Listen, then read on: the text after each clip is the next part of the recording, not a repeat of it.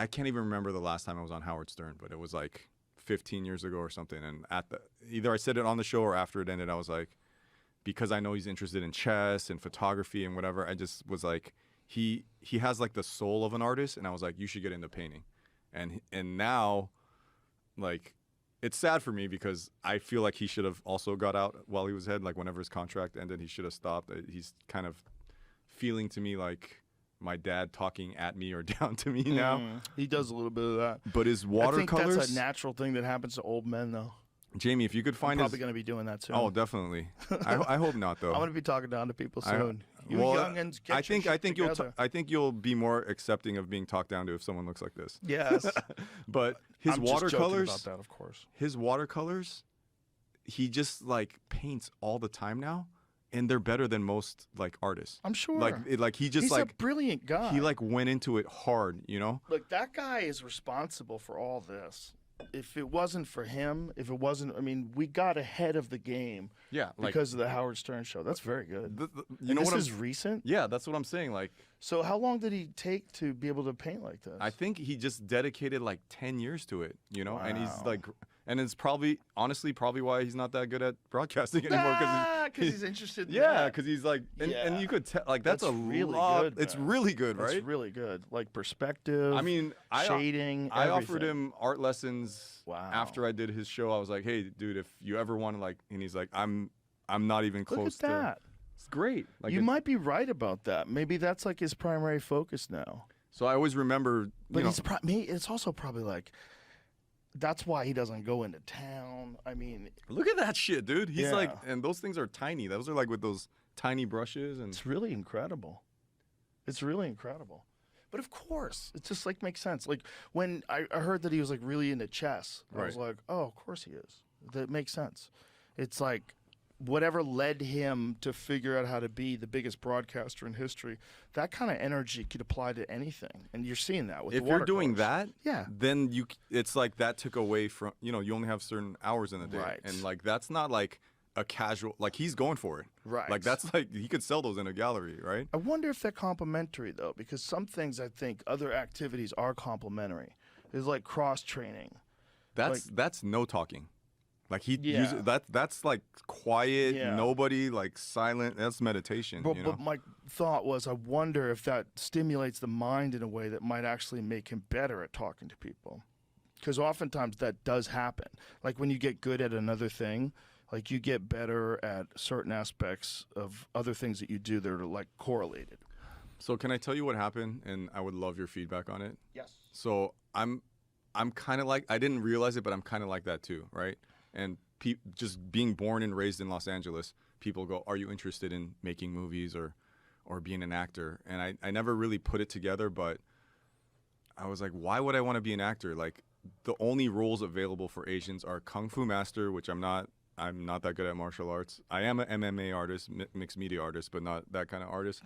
And I'm not, what is it? It's either like nerd, like math geek, waiter, like it's just, I'd never seen an Asian guy be the lead or something. So it just like I killed the own dream for me, in the same way when I give art lessons or play with like someone who's not an artist, the first thing they always throw out is like, I suck. And I go, why did you do that?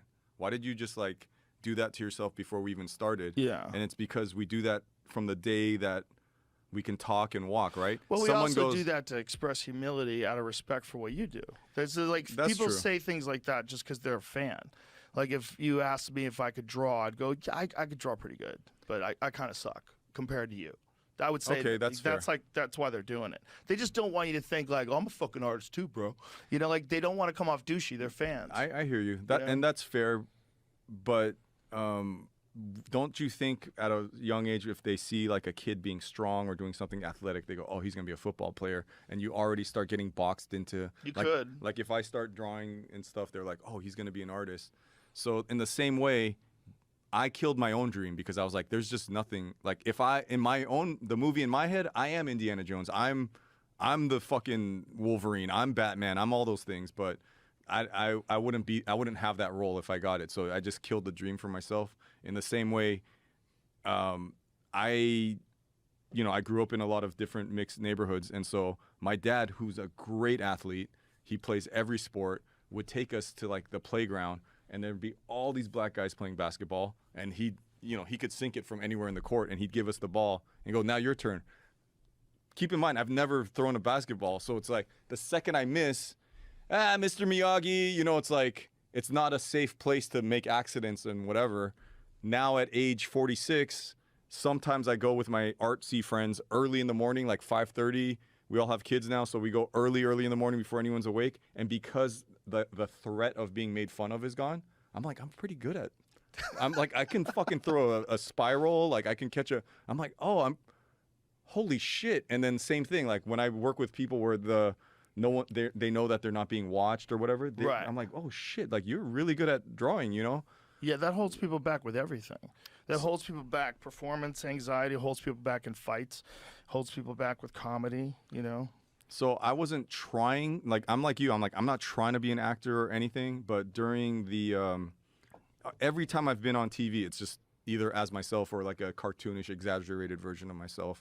And so my ego got a little bit inflated because it was like thumbs up my hitchhiking show or me going looking for a dinosaur or, you know, going on Bourdain's show or Dave Chang's show. It's always just me. I'm not acting, right?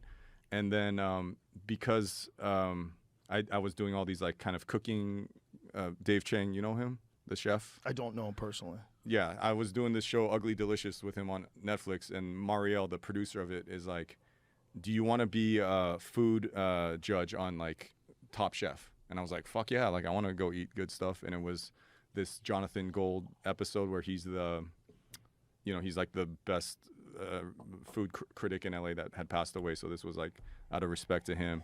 And Jon Favreau was there, and he has his own cooking show with Roy Choe called The Chef Show on Netflix. And I had heard that he had just gotten the Star Wars gig to do The Mandalorian, and I have mixed feelings about how much that I'm a grown man and I still go to the comic book shop every Wednesday and all that stuff. But like, I love superhero stuff. Like I love Batman, Spider-Man, Superman. I love all that shit. I love all the Star Wars stuff.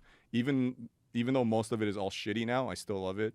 So I told him, I don't know when I'm ever going to meet this guy again. So as he, you know, we went to Tacos 1988, and as he got in the car and the valet pulls up, I go, hey, good. You know, I didn't want to be the fanboy guy, but I was like, hey, congratulations on getting that Star Wars gig. And he's like, oh, yeah, thanks, Dave. And the guy's giving him his keys and he's about to drive off. And I go, yo, put some fucking street art in Star Wars.